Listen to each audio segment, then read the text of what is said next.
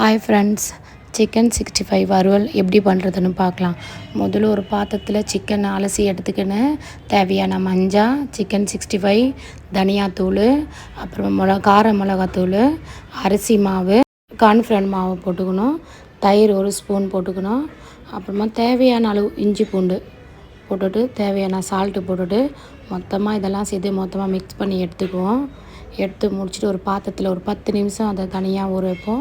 ஒரு வானவெளியில் தேவையான எண்ணெய் நல்லா காஞ்ச உடனே நம்ம சிக்கனை பிசைஞ்சு வச்சுருக்கிறத எடுத்து நம்ம அந்த கடாயில் போட்டு எண்ணெய் சூடாகணும் வறுத்துக்குவோம்.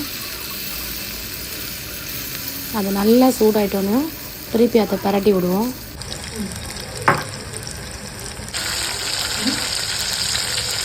சிக்கன் ரெடி ஆயிடுச்சு ஃப்ரெண்ட்ஸ். ஒரு பவுலில் எடுத்து அந்த பவுலில் ரெடியான சிக்கனை போட்டுக்கலாம்.